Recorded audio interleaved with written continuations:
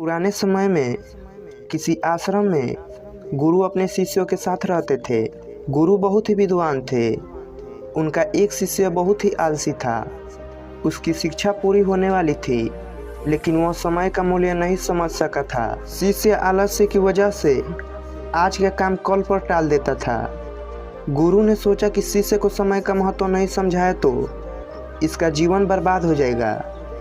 एक दिन गुरु आलसी शिष्य को एक पत्थर दिया और कहा कि पुत्र, ये पारस पत्थर है, इससे तुम जितना चाहो उतना सोना बना सकते हो, लेकिन तुम्हारे पास सिर्फ 2 ही दिन है।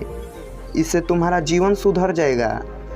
मैं दूसरे गांव जा रहा हूँ, 2 दिन बाद आश्रम लौट आऊँगा, तब मैं ये तुमसे पत्थर वापस ले लूँगा। पारस पत्थर को देखकर गुरुजी आश्रम चले गए। आलसी शिष्य पत्थर पाकर बहुत खुश हो गया।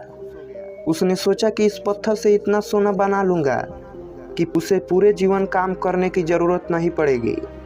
अभी मेरे पास 2 दिन है, एक दिन आराम कर लेता हूँ, अगले दिन सोना बना लूँगा। ये सोचकर वह सो गया।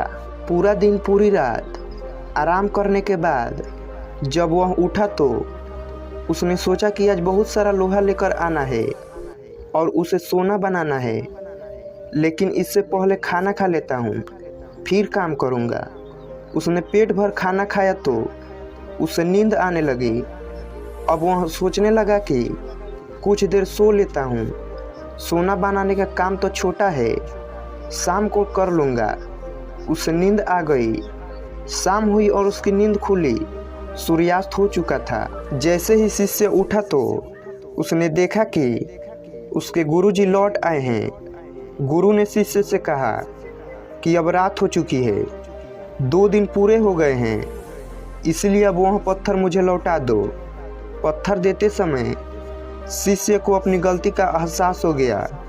उसे समझ आ गया कि समय मूल्यवान है, इसे आलस्य से बर्बाद नहीं करना चाहिए। इस एक बुरी आदत की वजह से कई बार बड़े बड़े अवसर भी हाथ से निकल जाते हैं। इसलिए आलस्य को तुरंत त्याग देना चाहिए।